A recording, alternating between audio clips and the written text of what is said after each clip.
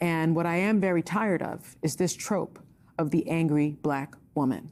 She was not angry. She was in command of the facts. She was passionate. Some people think Baier was mansplaining. Other people think Harris is filibustering. I think at the end of the day, this is all about one word, the word tough. Brett Baier may have just single-handedly saved the republic. I didn't know he had it in him, okay? But this Kamala Harris interview was a complete disaster on her part. Now, of course, she is notorious for giving horrible interviews, for not being able to answer softball questions. And when she receives a little bit of pushback, she completely breaks down. So what happens on Fox News when Brett Baier actually calls her to task? It's a complete meltdown for all to see, and it was glorious to watch. So let's go ahead and jump into these clips. But before we continue, please like and comment so we can break through the algorithms. Here we go. Your campaign slogan is a new way forward, and it's time to turn the page. You've been vice president for 3.5 years, so what are you turning the page from? Well, first of all, turning the page from the last decade in which we have been burdened with the kind of rhetoric coming from Donald Trump that has been designed and implemented to divide our country and have Americans literally point fingers at each other. Rhetoric and an approach to leadership that suggests that the strength of a leader is based on who you beat down instead of what we all know. The strength of leadership is based on who you lift up. The strength of an American president, which is one who understands that the vast majority of us have more in common than what separates us. Madam Vice President, more than 70% of people that is about turning the page on rhetoric that people are frankly exhausted of, Brett. More than 70% of people tell the country is on the wrong track. They say the country is on the wrong track. If it's on the wrong track, that track follows 3.5 years of you being vice president and President Biden being president. That is what they're saying, 79% of them. Why are they saying that? If you're turning the page, you've been in office for 3.5 years. And Donald Trump has been running for office. But you've been the person holding the office. Come on. Madam You Vice and I President. both know what I'm talking about. You and I both know what I'm talking about. I actually don't. What are you talking about? What I'm talking about is that over the last decade, but people you're the have lever become... of power. But So Kamala Harris, of course, is in the unenviable position of running against herself, right? Biden and Harris have been in charge of this country for more than 3 years, and every single policy they have has been a complete disaster for this nation. Higher inflation, less safety, wide open borders, right? We've talked about these things at length, and the American people don't like any of it. And that graphic, 79%, according to this Fox poll, says that America is on the wrong track. And what's Kamala Harris's answer? Well, Donald Trump's been campaigning for president, right? The last 10 years, we've only had control for 3.5 of them. Her slogan of turning the page is backfiring in a big way. What exactly are you running on, Kamala? How are you going to be any different from Biden? Oh, that's right. You're not.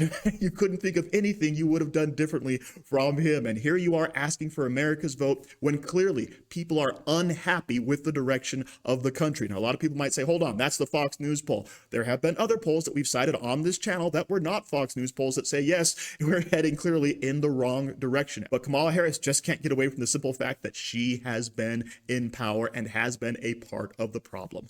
he is unfit to serve, that he is unstable, that he is dangerous, and that people are exhausted with someone who professes to be a leader who spends full time demeaning and engaging in personal grievances and it being about him instead of the American people. People are tired of that. If that's the case, why is half the country supporting him? Why is he beating you in a lot of swing states? Why, if he's as bad as you say, that half of this country is now supporting this person who could be the 47th president of the United States? Why is that happening? This is an election for president of the United States. It's not supposed to be easy. I know, but it's not supposed to be. It is not supposed to be a cakewalk for anyone. So are they misguided, the 50%? Are they stupid? What is it? I would never say that about the American people. And in fact, if you listen to Donald Trump, if you watch any of his rallies, he's the one who tends to demean and belittle and diminish the American people. He's the one who talks about an enemy within, an enemy within, talking about the American people, suggesting he would turn the American military on the American people. We asked that question to the former president today. Harris Faulkner had a town hall, and this is how he responded. I heard about that. They were saying I was like threatening. I'm not threatening anybody. They're the ones doing the threatening. They do phony investigations. I've been investigated more than Alphonse Capone. He was the greatest gangster. No, it's true. No, but think of it. It's called weaponization of government. It's a terrible thing. So, Brett, I'm sorry, and with all due respect, that clip was not what he has been saying about the enemy within that he has repeated when he's speaking about the American people. That's not what you just showed. he was asked about that No, specific... that's not what you just showed. In all fairness and respect to you, that was the question that we asked him. You didn't show that, and here's the bottom line. He has repeated it many times, and you and I both know that. And you and I both know that he has talked about turning the American military on the American people. He has talked about going after people who are engaged in peaceful protest. He has talked about locking people up because they disagree with him. This is a democracy. And in a democracy, the President of the United States, in the United States of America, should be willing to be able to handle criticism without saying he'd lock people up for doing it.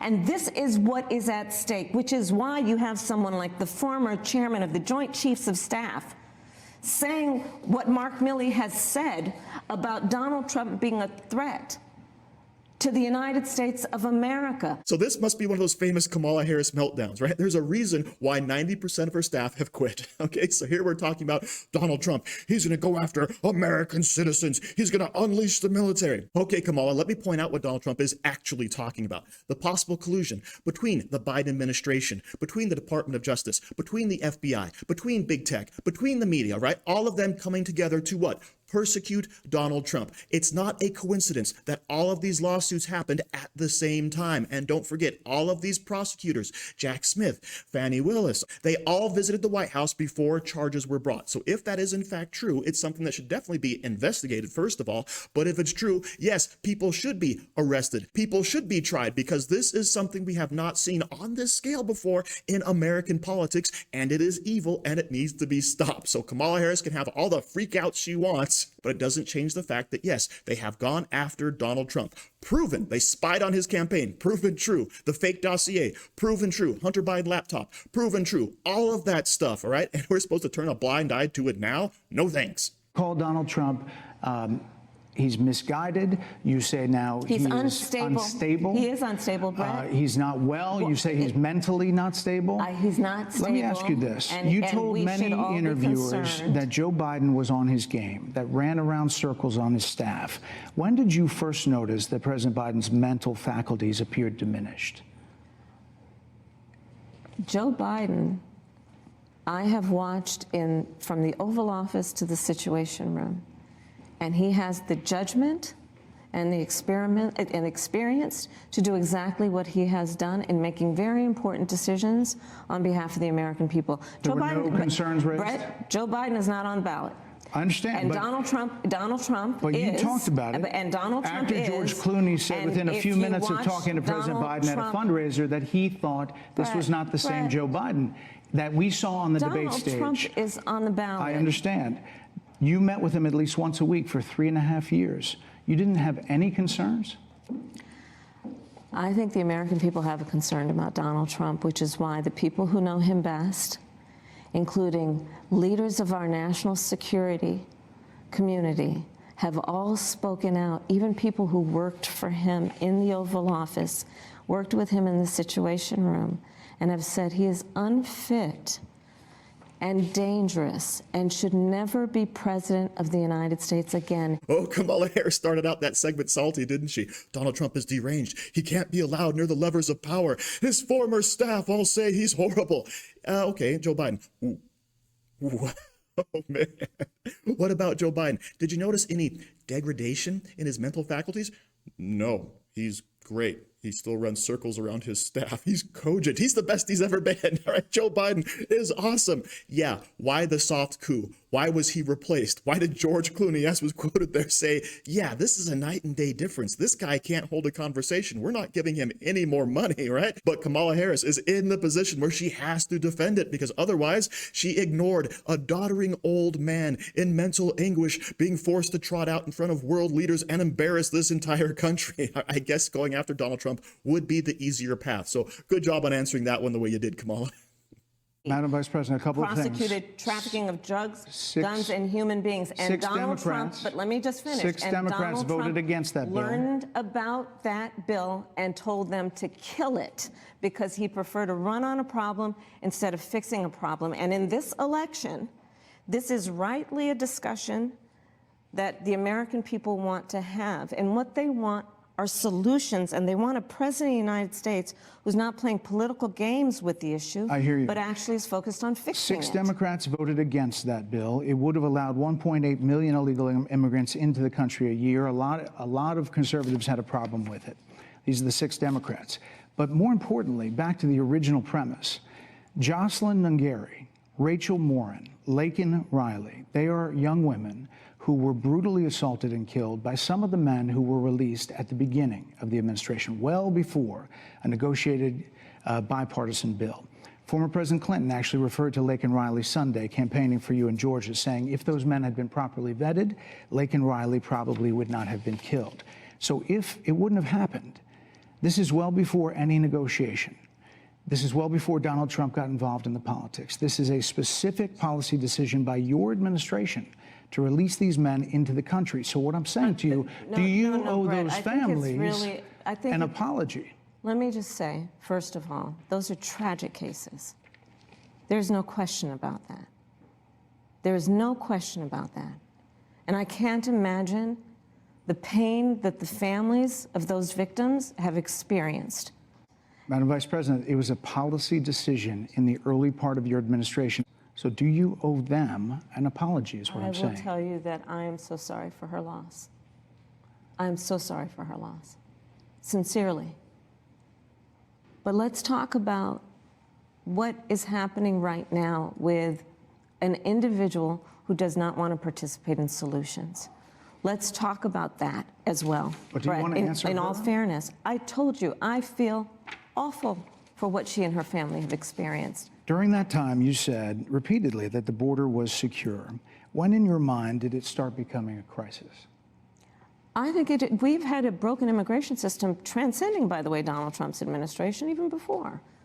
Let's all be honest about that. I have no pride in saying that this is a perfect immigration system. I've been clear, I think we all are, that it needs to be fixed. We need more. I was just down at the border talking with border agents. But you frequently talked to the Border Patrol Union for support of that bipartisan bill, and they did. They supported it. But they also just endorsed Donald Trump and said you've been, quote, a failure with border security. Why do you think they said that? I think they're frustrated, and I get it. They want support. They want support, and that's what that border security bill would have done. So this is where I actually get really upset. Kamala Harris is faced with the consequences of her inaction at the border, of her undoing the 90+ executive actions that Donald Trump took, right? Americans are being killed, and what does she say? I feel really bad. My heart breaks for those girls. My heart breaks for those families. Yeah, you could have done something about it, right? She keeps referring back to this bill. As Brett Baier rightly points out, it would have still allowed close to 2 million people into this country every single year. And guess what? There were Democrats who actually opposed it as well. For 3 years, you sat back on your laurels saying the border is secure. So at what point did it become a crisis? And we know exactly what point it became a crisis. When it became the biggest issue and people opposed having an open border. That's when it became a crisis. When the polling was so bad, they couldn't ignore it anymore. All right. And here Kamala Harris is trying to rewrite history and blame Donald Trump and try to blame the Congress for not passing her horrible bill that would have essentially just granted amnesty and asylum to everyone who comes up to the border. So shut your mouth, Kamala Harris. I am glad that Brett Baier took you apart in this interview. And I am glad that the entire nation now sees you for what you are, a weak, feckless little woman who just gets angry because someone actually pushed back on them a little bit. So thank you for watching. Don't forget to like, share, comment, subscribe, and stay safe out there, people, because they're coming after you.